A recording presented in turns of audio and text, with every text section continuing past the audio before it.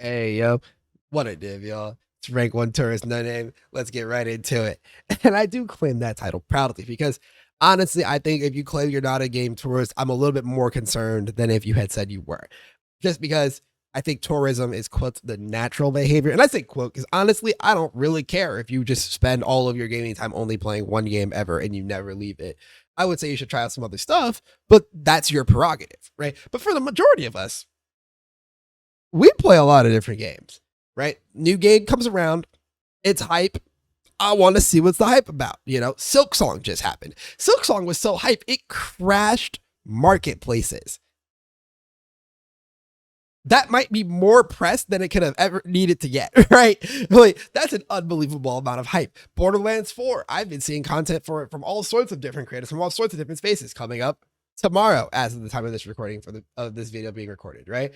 Or, you look around at like Path of Exile 2, when that game absolutely boomed at the end in December. Same thing with Marvel Rivals, right? And then Overwatch came out with its huge updates they're in the wake of Marvel Rivals to like compete. When gaming gets cool new things, everyone wants to talk about it. And that's because it's a social event. Social events are beneficial for everyone, right?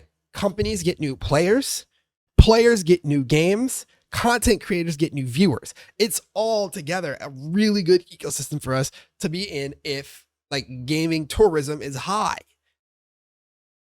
Unless your game sucks, then it really sucks. And this is admittedly where this comes from because the term tourist, I had never thought of applying it to video games before until I saw a video in the PoE2 space about these goddamn tourists and they're ruining our game, like they're complaining about our game, blah, blah, blah, blah, blah, blah. And I thought it was really funny, honestly, when I saw the video, because I think it's just got to be one of the most ironic things I've ever seen because that guy was a tourist himself before finding PoE2, but neither here nor there. And the claim of who was a tourist is absurd to me and whatnot. Like, I guess you could say instead of a tourist, some of us should be like timeshare holders or whatever. But it was just a really goofy thing. But it was mostly just because in my mind, gaming is a venture in tourism. Like I said, it's a social event. It's no different to a new game releasing and everybody getting hyped to it is no different to me than going to a different city for like an event, whether it be like going for MSI or you're going for a conference or you're going for a convention, right? Whatever it may be, still different to me because it's a social event. And we need these social events. This is how we keep the space going because, quite frankly, new experiences is what we're all looking for in gaming, right? Even with games that get constant updating, we're not looking for the same exact game each time. We want something different about our game, even when we get an update, whether it be a new content to explore, new story beats, new guns to play with, new builds to try, new characters to romance, whatever it may be. We're looking for new experiences. And then most importantly, we're looking for new experiences that we can talk with other people about. We as human beings, no matter whether you like it or not, we are social beings. That's just like a part of the, the biology that keeps us going, right? We are social beings. We want to share that which we love and dislike with the people around us. And whether that be literally our friends and family or people that we hang out with on Discords or people that we see on Twitch chat, like whatever it may be, we want to communicate with one another about the games that we play. And this is how we end up in so many games, right? Just to name a few more, because I named a couple already, but just thinking about this for a second, somewhere in this video, you might even see some like First Descendant footage. That's a game that, my friends and I got really hyped on when it released in July of last year. And I had forgotten about it till their big social media push this past month.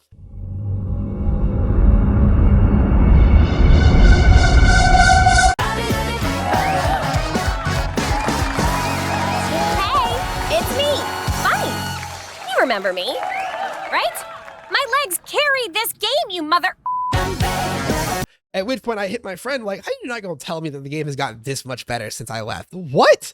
Right? That happened recently. Or, last Epoch. Shout out to Dread, by the way, my editor. Dread, say hi if you hear this. He is the last Epoch guy. And, we go back and forth between the various ARPGs a lot because sometimes it's really cool over there and everybody gets into it, right? Or Marvel Rivals. That's another really cool game that people got into. It was a really cool way to get people into the hero shooter space because it was a little bit more approachable than Overwatch was, right? there are so many gaming events, and these are just like some of the ones, right? I already mentioned Silksong earlier. I already mentioned upcoming Borderlands 4 earlier. I somehow managed to, I just remembered, it's not even in my notes, that Elden Ring Night Rain is a game that also happened in the past year that everybody was excited for. It might not have hit as hard as people wanted it to, but the statement is more just about having a new game to talk to your friends about, to get people to buy and hop on. And think about this not just from like a large live service game perspective. Think about it from the games that you've seen content made around that just randomly explode out of nowhere and then immediately vanish. Among Us, Peak, Repo, Phasmophobia.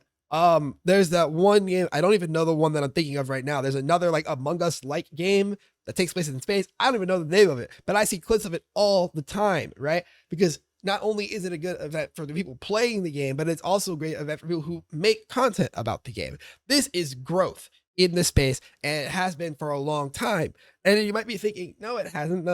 You're a WoW player. That's not a derogatory statement, by the way. It's just that when I was thinking about examples of games and communities and whatnot that were not initially tourism based, WoW was kind of the first of that archetype, or like the first that I could think of anyways. I'm pretty sure if I go back further, I could find others. But WoW was really the first of the archetype of belonging to a game and identifying with a game. And that, started to grow further as you look at how live service games have really tried to structure themselves since WoW.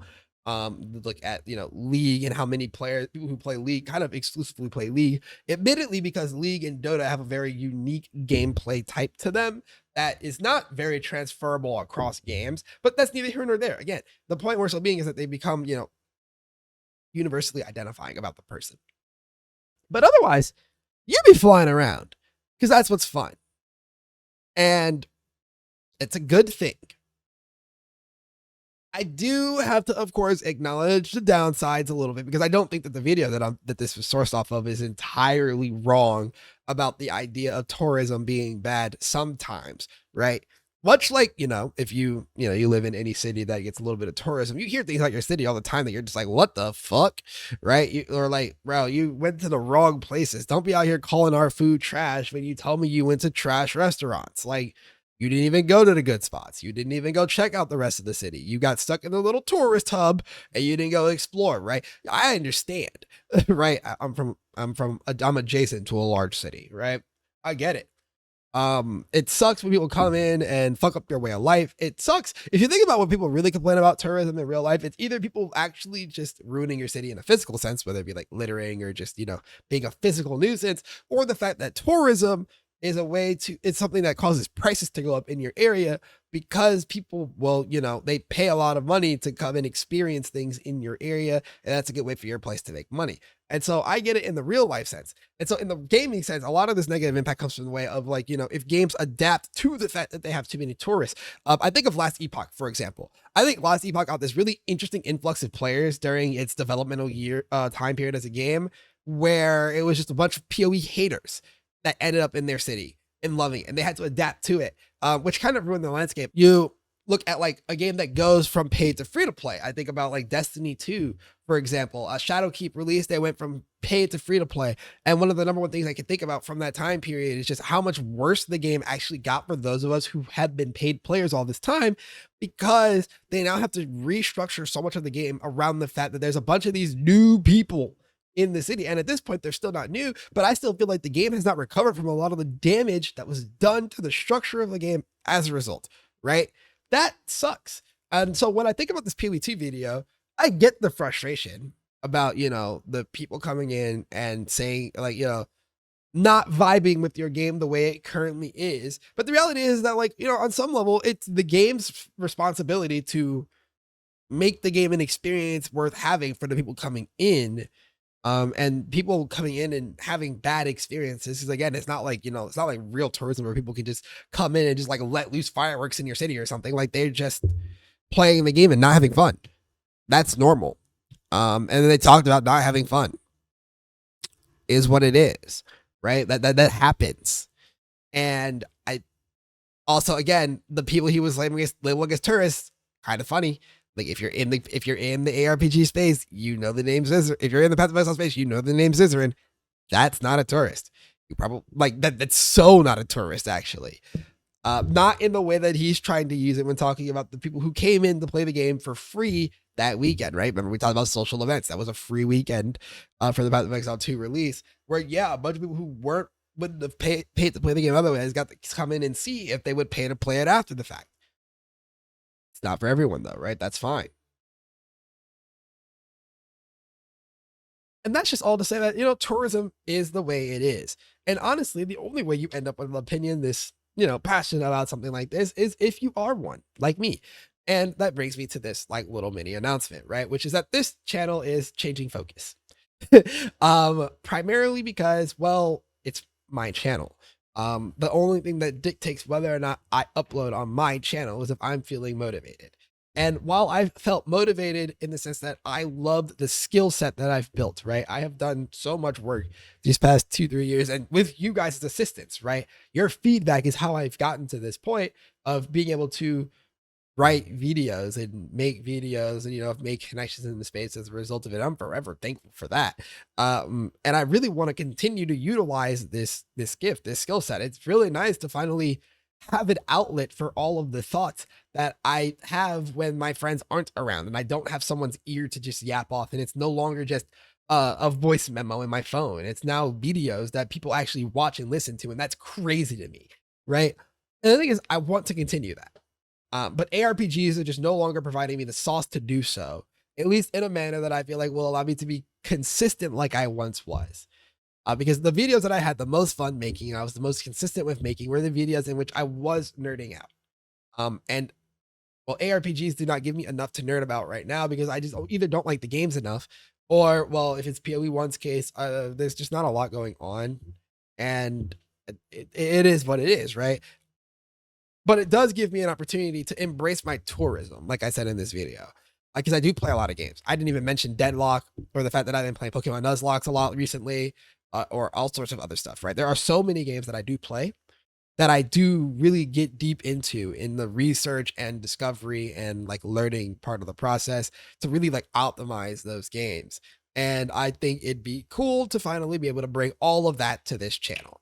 And that's the transition that we're making now.